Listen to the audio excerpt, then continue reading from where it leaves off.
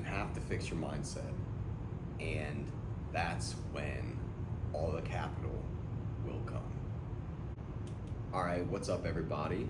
Welcome to the Jeremy Giarrusso Podcast. I am Jeremy Giarrusso, and today we've got a great topic for the show and for you, and it's how being an entrepreneur has changed my mindset. Now, this one will have a bunch of knowledge and wisdom in it, so make sure you grab all the nuggets you can from this. Now, if you're watching this on YouTube, please do me a huge favor. It would cost you absolutely nothing, and it would help the algorithm to reach more people and level them up. So if you would, please subscribe, like, and comment. So with all that out of the way, let's get into it. So I wasn't always someone who had their own business, right? And marched to their own beat of the drum of fuck. All right.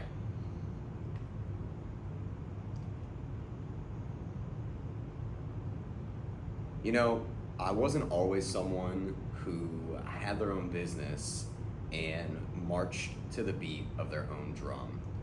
For many years, I jumped from job to job for numerous reasons, right?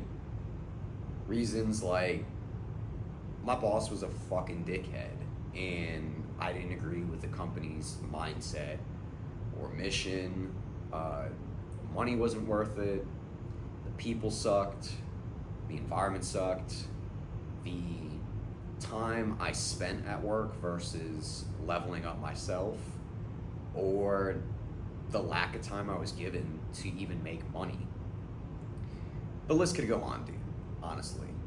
I mean, y'all have all been in jobs and positions that you haven't enjoyed, right? And I always felt like I had to work for somebody else, right? Like, if you think about it, that's what we were always taught from, yay high. You make good grades in school so you can go to a good college. And then you make good grades there so you can get a great job. And then you can make great pay. In Little Billy, then if you're lucky, you might get a couple dollar raise every year, if that.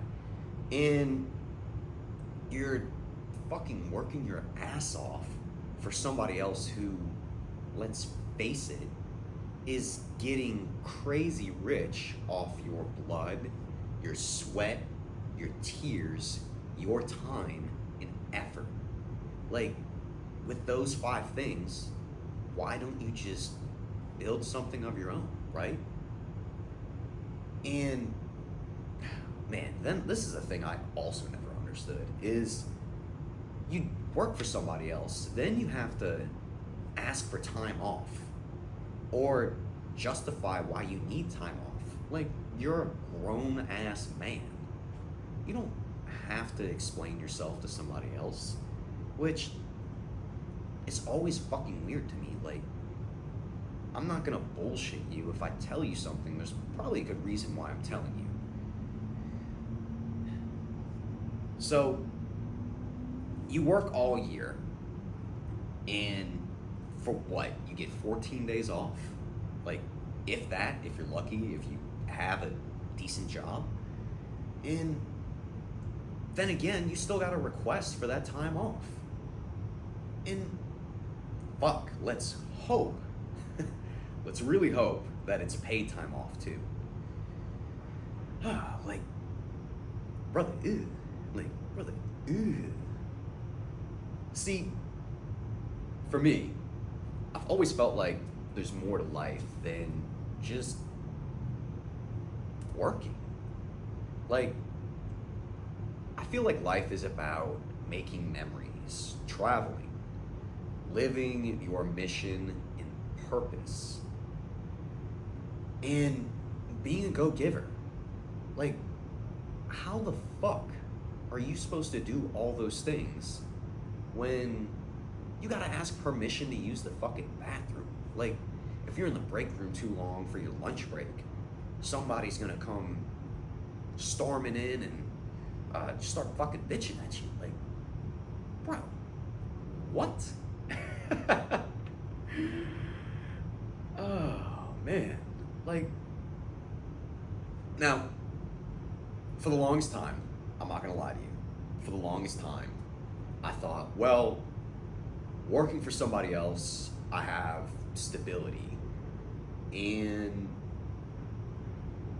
having stability, and it's also low risk, right? As long as I just do what I'm told, everything will be okay.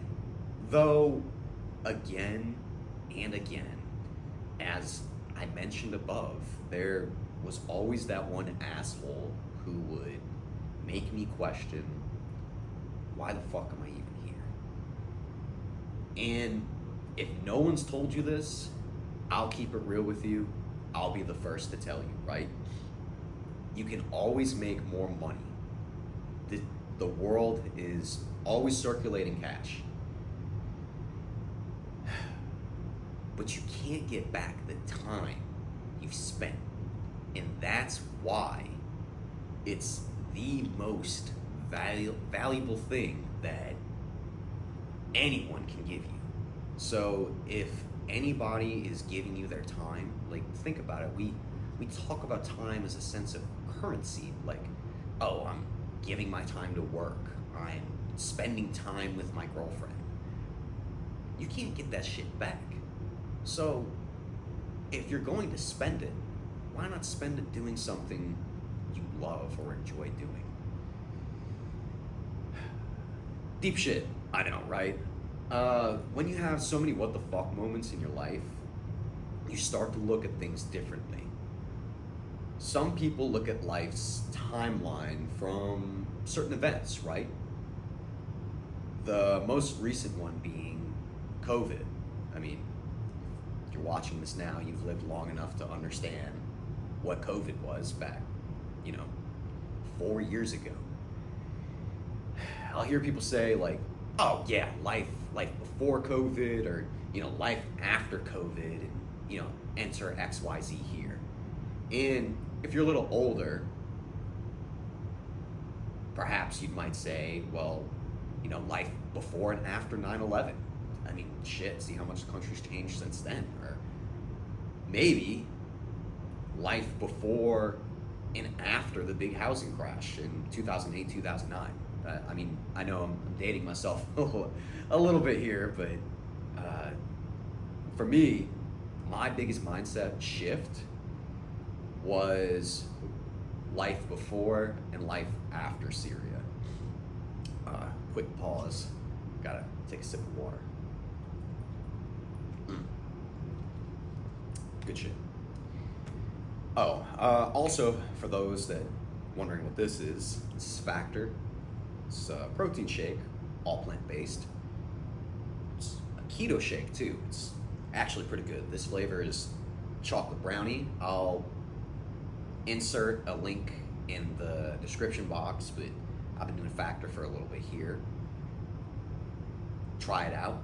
I mean, I fuck with it, There are times where I'm too busy either editing film for shit like this, or editing film at the gym, or just doing stuff for my business. So if you find yourself living a busy lifestyle, Factor might be the thing for you as far as meals and protein shakes. But I'm gonna take a sip of this too. I just had a killer workout this morning. Man, it was nice.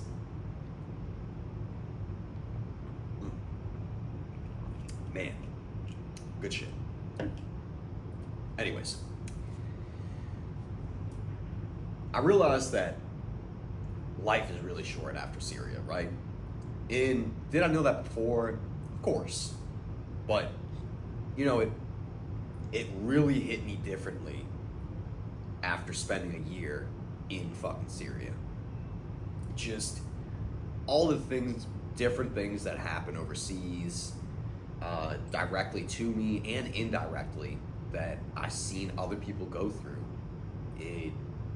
that one deployment felt like a whole 20-year enlistment. And it was enough for me to say, dude, fuck it, dude. I really need to get my shit together because I don't want to go back to the Middle East. I don't want to deploy again with the military. I really don't want to be in the military any longer than I need to. And this mindset led me to the first key mindset change, and that is adopting a growth mindset, right? Now, adopting a growth mindset wasn't easy for me, and honestly, it probably is going to be a little challenging for you to start. For most people, we look at growth as either, well, I'm moving in a direction I want or I'm not. When in actuality, it's more than that, right? You have to learn how setbacks and failures serve as something bigger than that. You have to see it as learning opportunities rather than obstacles. For example, Kobe Bryant, RIP to one of the GOATs right there. He talked about this in his book, Mamba Mentality, which, if you haven't read, you absolutely need to. I definitely need to make a podcast about what books to read as far as growth and mindset, but spoiler, this is definitely on the list. It's a great fucking read. In his first playoff appearance, Kobe and the Lakers made it to the semifinals, and they ended up facing up against the Utah Jazz. So Kobe talked about how during the series, and this series in particular, I should say, a lot of his shots were falling short. Now, as somebody that really enjoys playing basketball, and I played basketball growing up, believe me, I'm not good enough to be in the NBA or the G League by any means. But when I hear that, the first thing I think of is, oh, dude, he needs to work out his legs more because he has shit leg strength. And sure as shit, the next paragraph, he talks about, how he stopped using his legs for jump shots and was pushing the ball out of his hands.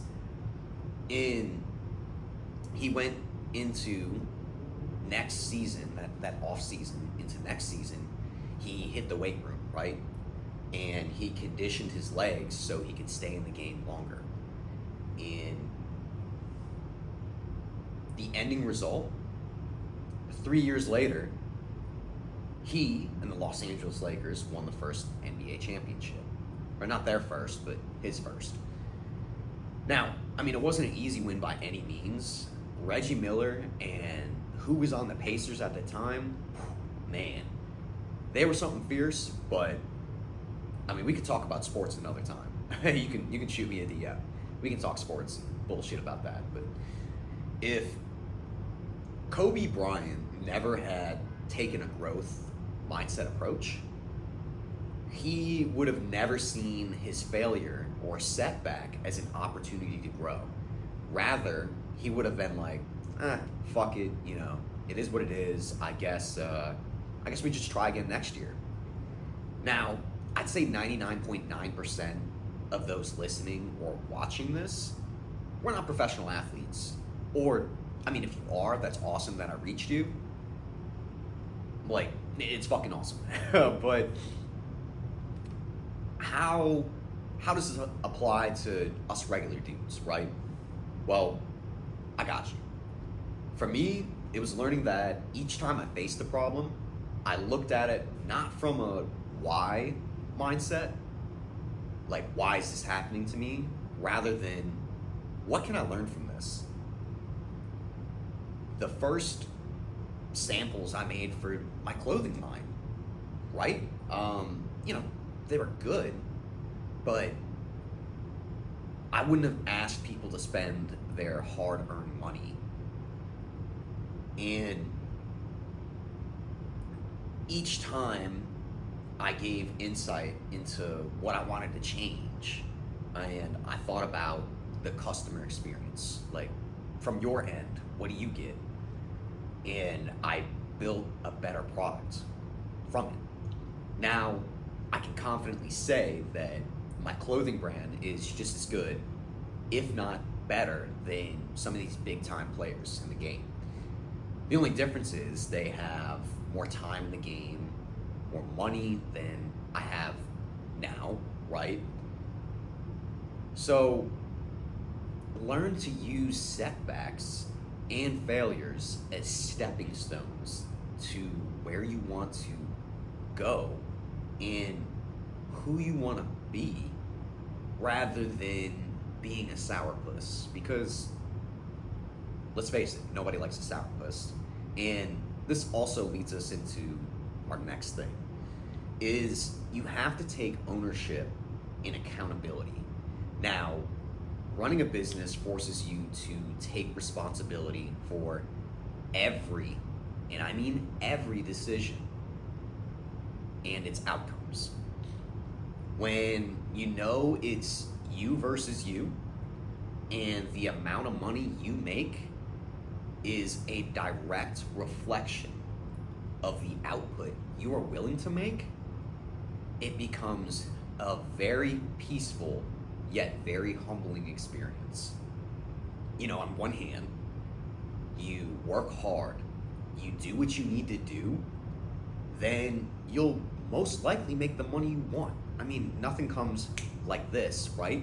You have to fucking put in the work.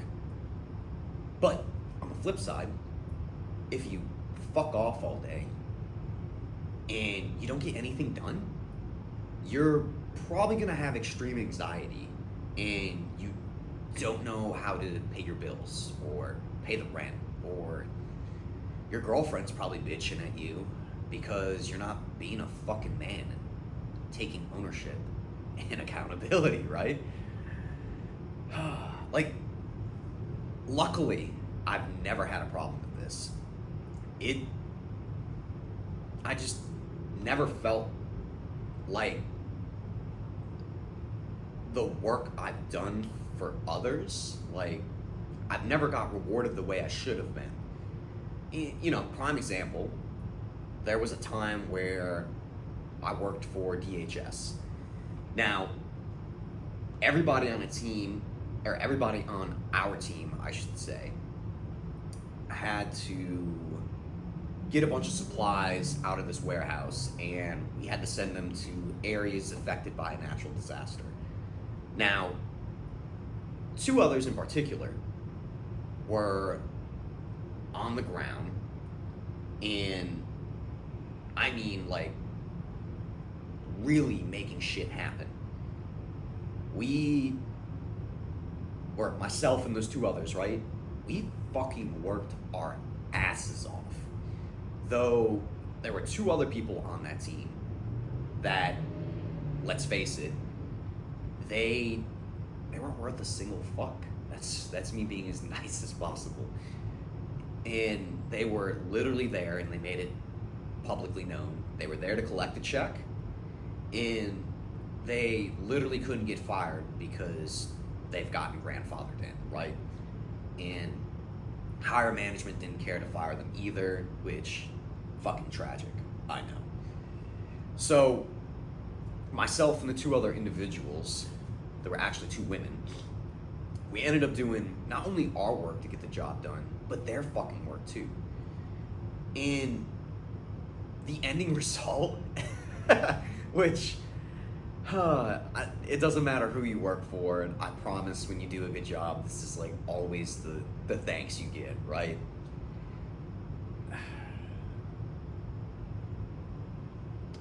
We moved a lot of shit in an extremely short time, and we worked a fuck ton of hours. I remember my girlfriend at the time was not happy about me working that hard for that long, but hey, you know, when you have a mission, you got to get it done. You fucking get it done. But our reward, like I was just saying, we had a cookout. It's just a little like, hey, pat on the back. Thanks, buddy. Like, thanks for the hard work you did. Here's $1.75 raise for all the hard work you put in. For the year. Oh yeah, those guys that did nothing, yeah, they got that raise too. Fucking awesome, right? Like, awesome. So, the time that I spent doing something bigger than myself was rewarded at a whopping $1.75 when, we helped hundreds of thousands of people and saved hundreds and thousands of dollars due to the whole team's effort. Like, to me, that goes over like a fart in church. And thus began to push me on a path that I'm on now. I just didn't know it then. If I worked for myself like I do now, literally all of my efforts will equal to how much money I am able to earn. The more value you provide, the more you'll make. It's pretty easy math. And the best part is there is no cap to your earning potentials. It's literally you versus you. So the question is really, how bad do you want it? The next thing is shifting from a fixed to a fluid approach. Life isn't linear. You think that shit is just a quick point A to point B, and it's a straight line path, right? Wrong. It's more like over the river, through the woods. You pass up grandmother's house because the fucking woods ended up catching on fire and everything's in flames, and like now you're rolling through a sketchy part of town that makes you want to lock your doors, and like, but you still gotta drive through it, right? Because you gotta carry on. Like, shit isn't gonna go how you think it's going to. And I promise you it's going to take more time and money than you originally thought to get where you need to go. Knowing this, you need to have plans for not only when, but if things don't work out. You need to adapt and overcome, because the name of the game in this world, as far as business, is longevity. The same thing when it comes to lifting weights, right? Like, every time I go to the gym, I'm not trying to lift a 1993 Honda Civic. And I'm sure you're not either, but if you are, right, you're on gear, which, cool for you, bro. You can handle the workload that you're doing, like, congrats. Not knocking it, but some people are on gear, like, cool. But of course, taking gear, you still need a good diet and you still need a good sleep routine. Or B, if you're on the natty train, you're about to fuck yourself up real quick. You can't handle that workload all the time. Maintenance isn't sexy, but it will always get the job done. Doing the thing that works repeatedly until one day it doesn't. Then you take a step back and you find a new way that works, and then you shift fire. If you're one of those people who are too stubborn, or it's my way or the highway, right? You're not gonna make it. And I hate to bust your balls like that, but it's the truth. You have to be willing to bend, but you don't have to break. And when you can do that, you're gonna build mental resilience. Dealing with challenges, rejections, and failures, it's a part of life, and it's no different in business. The only difference is you have to bet on yourself to get through these obstacles each and every day. You get used to being told no, or that shit's not gonna go your way, or you find out something has gone completely sideways, and now you have to unfuck the situation. That's okay. These are good problems. You don't have time to break down. Just like in the gym, each hard thing you do, it makes you stronger. I've always had the mindset that what doesn't kill you makes you stronger. So bringing that philosophy into my business was seamless. For those saying, well, I don't have that yet, I got you. Here's some things that can help you build that mental callus. One example, go do something that scares you. Now, I'm not giving you the stamp of approval, like go jump off a cliff with no plan on like how to safely make it to the bottom. Or I'm not telling you to go try heroin. Like, no. I am saying find something that you wouldn't normally do and just say, fuck it, do it anyways. Like, most men, they're fucking petrified to talk to a woman. Like, bro, put your hands down your pants. Of course, not in public, metaphorically speaking here, but is there a set of balls? If the answer is yes, man the fuck up. Go talk to that woman, because what's the worst she can say? No? Ew? Don't talk to me? Like, as long as you come to her in a respectful manner and you're not a fucking weirdo, you'll be able to have decent conversation. Hell, you might even get her phone number, take her out on a date. Then you can stop jerking off the porn. That's another topic that's coming up, but like, take that risk, bro.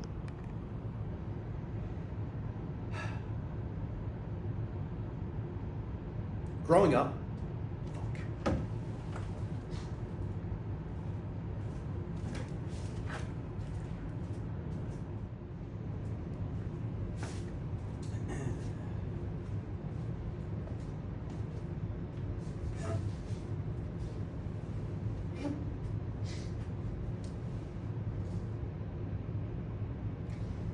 all right, I apologize. There was a little bit of camera difficulties with the gimbal, but we're back like we never left. We're gonna keep going. So, growing up, I was outgoing but shy. Yeah, weird fucking combo. I know, right? I never felt like I fit in, and looking back at life, connecting the dots, right? Because we can only make sense of things looking back and connecting the dots, because it's already happened. But I am so fucking happy that I did not fit in. So I played sports, I hung out with the popular kids, right? But I never felt as if I was one of them. They all seemed really superficial and fake. Like, they had the hive mindset. And whatever the ring-leading douchebag would say or do, the rest would follow. And over time, I learned that I should just say what's on my mind and say it with my fucking chest. Yes, you can learn things even from dumb jocks. Was it scary at first standing up for myself? You bet your ass. But though speaking my truth, it led me to become a more happier and authentic version of myself. And just made me have a happier life. I said what was bothering me.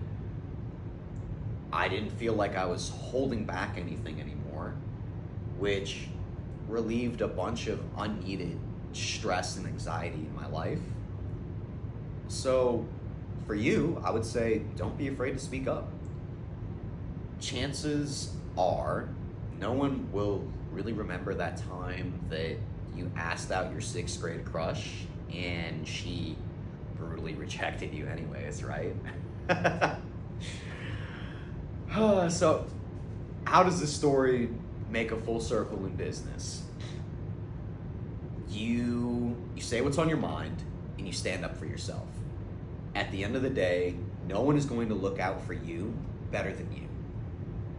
So if something isn't done the way you want, or you mess something up with a client, like we talked about before, you have to take ownership of that. Say it with your chest.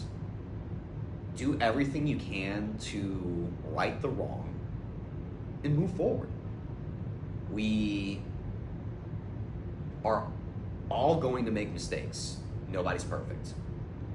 But it's what we learn from those mistakes and how we bounce back that is going to make or break your business. This could also be referred to resiliency or the ability to bounce back. So now we have risk management versus risk aversion, right?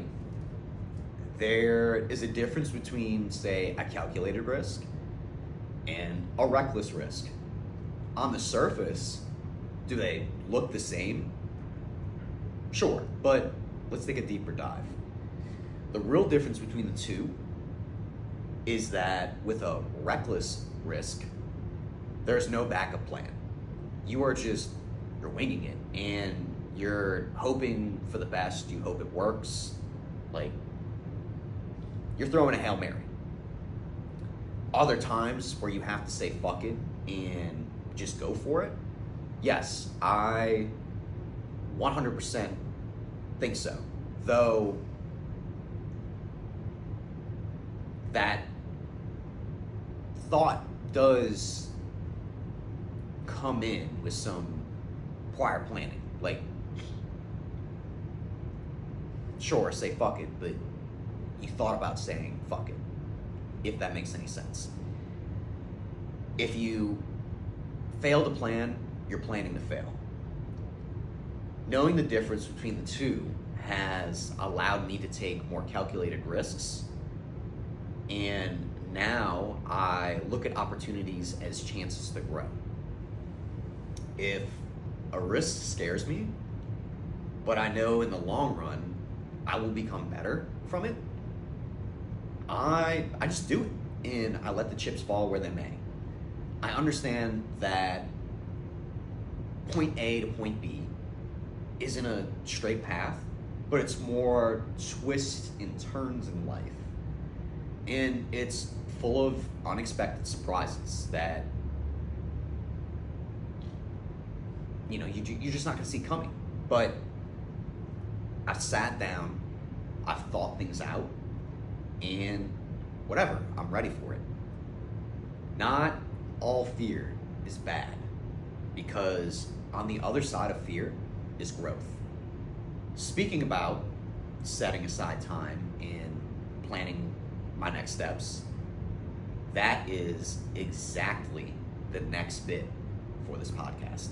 Hey guys, real quick interruption. Let me tell you about the JustStartGrinding apparel.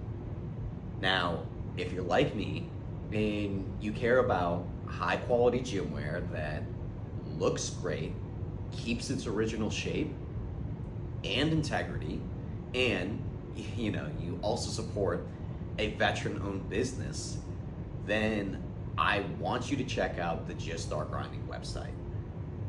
I used to wear all sorts of gym wear, right? Like Gymshark, Nike, Adidas, Under Armour, and so many more that I can't think of right now, right? Now, you don't need to guess what leisure wear is right for you. I want to give you a 50% off your first order you make. So just go to JustStartGrinding.com, use the code JSG Podcast to get 50% off at checkout. You'll also get free shipping for spending over $150. So go to JustStartGrinding.com, all one word, and use the code JSG Podcast to get 50% off your first order. Now back to the podcast. Being a business owner, you learn the true value of time. See, I find myself either awake in the early mornings or staying up into the late hours of night to get things done.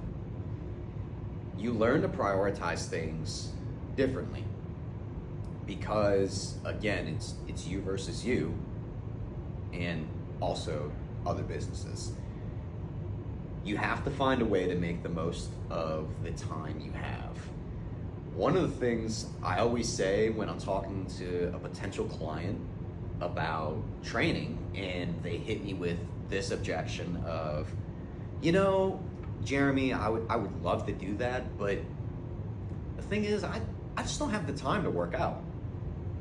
Well, I say something like, well, I respect that. We do have 168 hours in a week. Did you know that?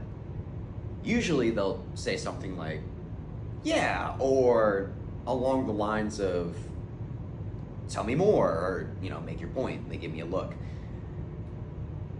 We break down their schedule, and every time with every person, we always find out that they have at least 4 hours of free time in their life to work out. Completely shocked. They feel like they have been bullshitting themselves into a false sense of belief that they never had time.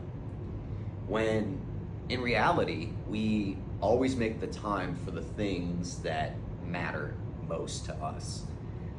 Instead of binge watching Netflix on the couch or in your bed, eating God knows what processed foods, why don't you watch the same show but on a bike at the gym or a treadmill?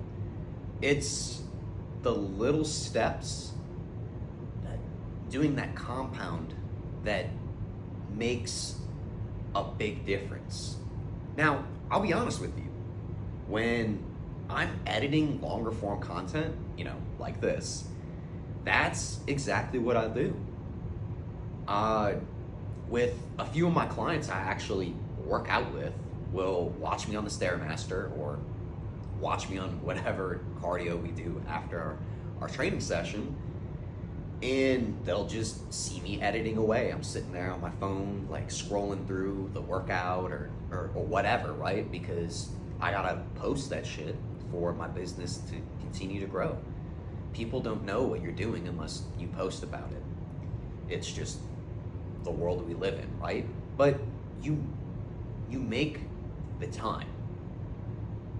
You're just too lazy to do it. And I know that's harsh, but if you're listening to this, it's because I love you. I want to see you grow. I want you to take that next step in life. And because I love you and I want to see you get to that next step, I'm going to keep it real with you. Another thing I do for time hacking is I literally write everything down that I'm going to do in a particular day in my calendar. And it can be a physical one, but more often than not, it's on my phone. So if it's not on my calendar, it just doesn't exist. I promise you. But it helps keep me accountable for what needs to get done in the day. Plus, I'm gonna be honest, I tend to forget shit way too often. So instead of gaslighting myself into thinking like, oh, did I need to do something today? Or did I have an appointment? Or fuck, I think I was supposed to record a podcast. I just write it all down. And now that I create a roadmap for what needs to get done each day, like once those tasks are done, I can unwind and relax. So taking extreme ownership of my time has also made me become a better leader as well. Now, I'll give credit where credit is due. Between sports, the military, and mainly reading a lot, and when I say a lot, I mean a lot of self-help books, becoming a great leader was fast track for me. But being a leader doesn't mean that you're in charge. It also means you know how to influence people, you understand people, you have to learn how to develop empathy. These are just a few things that makes a great leader.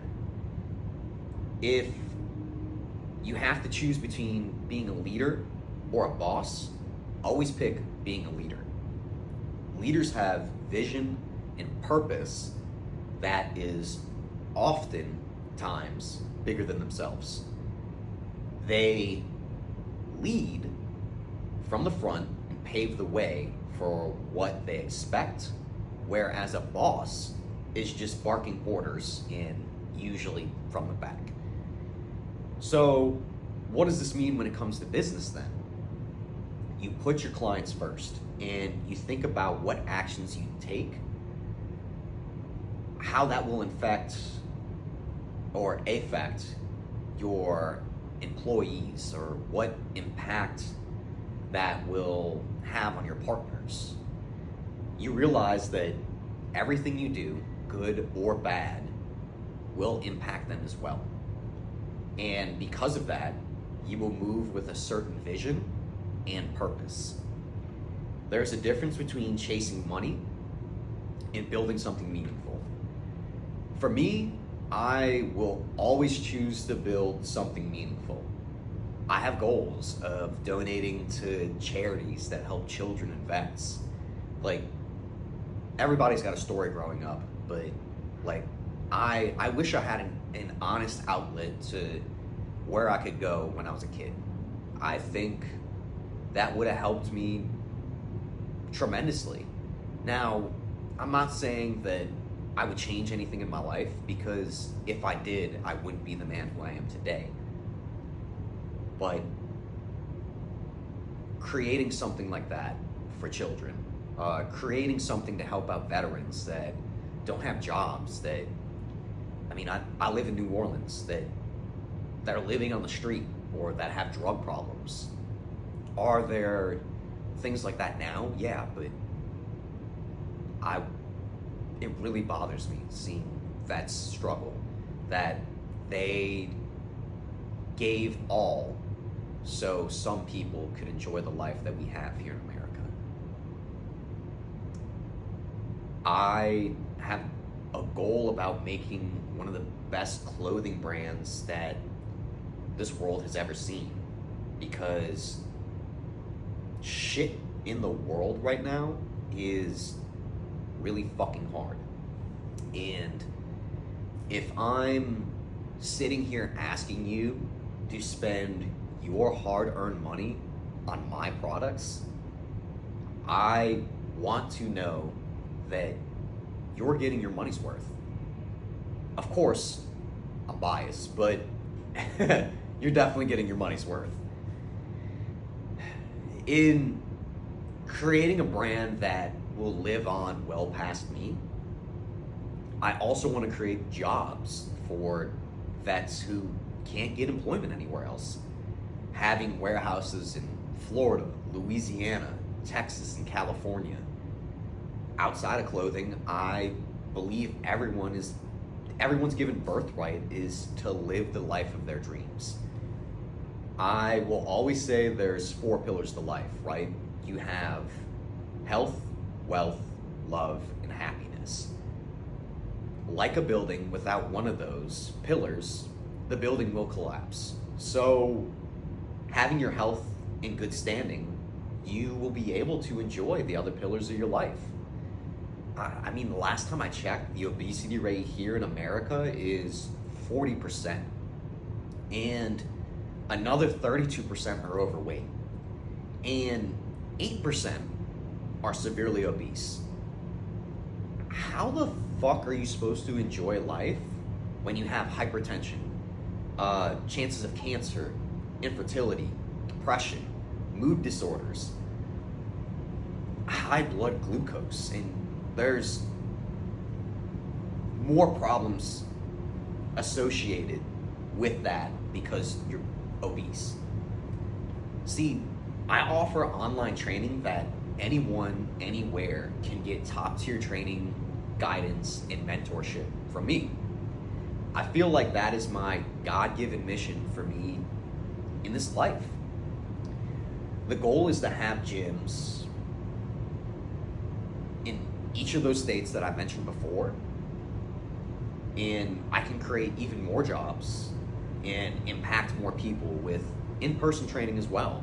And unlike these other gyms, or I should say box gyms, I don't plan on having people sell their souls to have personal training offered at that gym. To me, you're not a number. You are another human being with goals and dreams, and I want to help you achieve them because I was once you, brother. I was overweight. I had depression. I had a mood disorder. I had extremely low self-esteem that came with being overweight. It was a dark place that I have zero intentions on ever going back. I promise you, the journey is hard getting in shape, yes, but it is one of the most rewarding ones. You realize that being in shape, being fucking jacked, you become jacked in other areas of your life as well. You start believing in yourself and your abilities to get shit done and what you can do. That within itself should be a reason to take ownership of your body, as well as the amazing health benefits that come with it as well. This mindset shift impacted my relationships and my business. Shit, honestly, it affected every area of my life.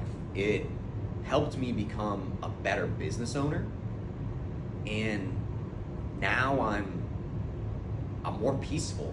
I understand that great shit that is worth having in life, it takes time to build. I've learned delayed gratification and having unshakable confidence even when taking risks. Learning to listen to my inner voice, the God in me, the same God that lives in each and every one of you. You just need to learn how to sit there and listen. My advice for aspiring entrepreneurs, you have to have a go-giver mindset. And in order to be a go-getter, you have to be a go-giver. Develop a growth mindset. Focus on learning and self-improvement. Being an entrepreneur is a journey filled with highs and lows, ups and downs. But having a growth mindset allows you to see failures as opportunities to learn, not setbacks. Start small, scale gradually. Launch a small project or projects to gain that experience and confidence before going all in on a larger venue or ventures. This approach will minimize risk, like we talked about before, while helping you build foundational skills. Get comfortable with uncertainty. Embrace uncertainty and view it as an opportunity for innovation. Being an entrepreneur means that things are constantly evolving, they're changing, and your ability to navigate through all of that is crucial. You need to develop strong decision-making skills. You'll need to make quick and effective decisions under pressure. Strengthen this by analyzing various scenarios and practicing proactive problem solving. Surround yourself with like-minded people. You have to build a network of fellow entrepreneurs or mentors who can provide guidance and accountability. Positive influences will help shape your mindset and offer invaluable support. You need to take ownership of everything. Entrepreneurs are proactive. Adopt the I'm responsible attitude.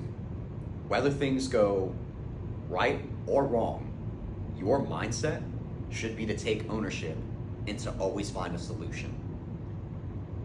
Stay adaptable. The ability to pivot quickly from one thing to another is one of the hallmarks of successful entrepreneurs. You need to remain open to changing your strategies when needed, and you need to be willing to experiment. The same shit isn't always going to work. You need to set a clear, short, and long-term goals. What I mean by this is write down your business vision, but also set actionable daily and weekly goals to stay on track. And writing it down isn't enough. You need to constantly review and adjust these goals as you grow. So those are things I would recommend, but what are some things you should avoid? Well, thinking short term, avoid chasing quick wins at the expense of long-term growth. So it's easy to get lured in by immediate profits, but lasting success comes from long-term planning and value creation. Neglecting self-care. The hustle, it's gonna be 24/7. This mentality can and will lead to burnout if you don't manage yourself. So take care of your mental and physical health is going to be crucial to sustaining your energy and creativity long-term as an entrepreneur. Getting trapped in perfectionism. I'm fucking guilty of this. As I like to call it, a recovering perfectionist, this one was the absolute hardest to embrace. Many new entrepreneurs feel that everything has to be perfect before launching. Like, the website's got to get done. The clothing needs to be perfect. I got to have this. Dude, fucking take a step back. Breathe. Because perfectionism can and will delay your progress. Chasing every opportunity. Every opportunity is not meant for you. A lot of new entrepreneurs, they chase too many ideas at once. They're like, oh, well, I need to do this, and I need to do that, and well, maybe I should do this too. I'm telling you, focus on one primary business model or idea until it's proven before diversifying. Just focus on that one thing. Put in the work on that one thing before you go into any other venture.